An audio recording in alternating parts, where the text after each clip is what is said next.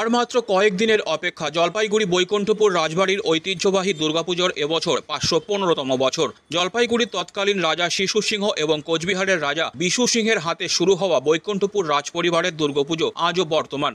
ঐতিহ্যবাহী রাজবাড়ির এই দুর্গা প্রতিমার বৈশিষ্ট্য রয়েছে অনেক, আর 5টি পুজোর থেকে সম্পূর্ণ ভিন্ন এখানকার দুর্গাপুজো। কেননা মা দুর্গার পাশাপাশি আরও অনেক মূর্তির সহাবস্থান রয়েছে দেবী দুর্গার সাথে। দেবী দুর্গা এখানে তপ্ত কাঞ্চন বর্ণ। কালিকা পুরাণ মতে এখানে পুজো হয়। মা দুর্গার পাশাপাশি লক্ষ্মী, সরস্বতী, কার্তিক, গণেশ, সিংহ, বাঘ যেমন থাকে, তেমনি জয়া, বিজয়া, ব্রহ্মা, বিষ্ণু, মহেশ্বর, মহামায়া, চণ্ডীরও মূর্তি থাকে। সকলেরই আলাদা আলাদাভাবে পুজো করা হয়। দুর্গোৎসব উপলক্ষে এখানে দেবী দুর্গার মূর্তি করা সহ যাবতীয় প্রস্তুতি চলছে জোর কদমে। বরাবরই রাজবাড়ির দুর্গাপুজোকে কেন্দ্র করে সাধারণ মানুষের মধ্যে উন্মাদনা একটু অন্যরকম থাকে। পুজোর দিনগুলোর পাশাপাশি বিসর্জনের দিন রাজবাড়ি চত্বরে উপচে পড়ে ব্যাপক ভিড়। সাধারণ মানুষের পাশাপাশি বিশেষ করে পুজোর দিন যুবক যুবতীদের ভিড় থাকে চোখে পড়ার মতো। মহিলাদের সিঁদুর খেলা উপলক্ষে যেন এক মিলনস্থলে পরিণত হয় গোটা রাজবাড়ি চত্বর। এবারও পুজো উপলক্ষে যাবতীয় প্রস্তুতি না হচ্ছে। কৃষ্ণের পুজোর পরই নন্দ উৎসব অনুষ্ঠিত হয় রাজবাড়িতে, আর নন্দ উৎসবের দিন থেকেই রাজবাড়ির দুর্গা প্রতিমা গড়ার কাজ শুরু হয়। এদিন মন্দিরে গিয়ে দেখা গেল মূর্তিগুলি তৈরির কাজে অত্যন্ত ব্যস্ত রয়েছেন মৃৎশিল্পীরা। তবে মাটির কাজ একেবারে শেষ পর্যায়ে। রাজপুরোহিত শিবু ঘোষাল বলেন, বৈকুণ্ঠপুর রাজবাড়ির দুর্গাপুজো 515 বছরে আমাদের কৃষ্ণের পুজো হয়, তারপরের দিন নন্দোৎসব। সেই নন্দোৎসবের দিন থেকেই আমাদের মা দুর্গার প্রতিমা করার শুভারম্ভ শুরু হয়ে যায় এবং মায়ের মাটির কাজ প্রায় শেষের দিকে, এখন জোর কদমে কাজ চলছে।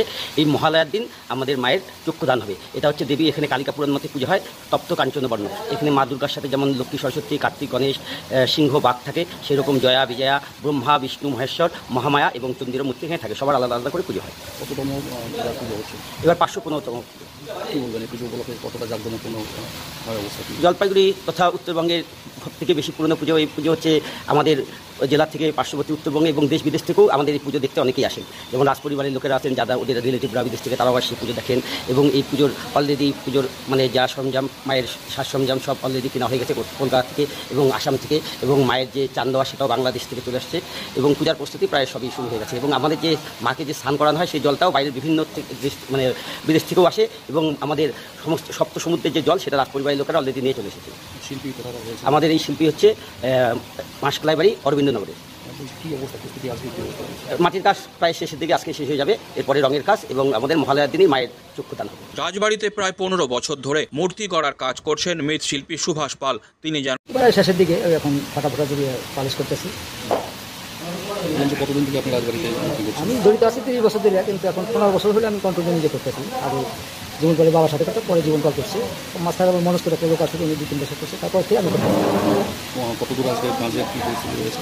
হ্যাঁ, কাজ করে শেষের দিকে। ওই মহালয়ার 2 দিন আগে আমরা কালার করবো। মহালয়ার দিন চোখ রাখতে হয়, বরাবর যে নিয়ম সেই নিয়ম মতো কাজ করতে হয়। মানে অন্য প্রতিমার সঙ্গে এই প্রতিমার ইয়াটা কি, পার্থক্যটা কি? মানে অন্য প্রতিমা তো শুধু এক এক দিন এক এক ডিজাইন করে, বা এখানে হলো প্রাচীনভাবে করতে হবে, কোনো ডিজাইন পাল্টানো যাবে না।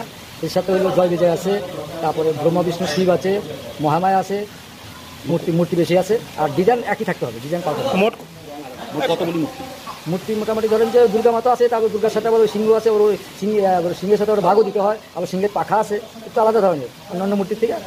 অন্য মূর্তি থেকে এই রাজবাড়ি কি রং কি একই রকম হয় না? না, ওইটা রক্তকান্তন বর্ণ, রক্তকান্তন বর্ণ অন্যান্য মূর্তি থেকে তো এই মূর্তি অনেকটাই বড়।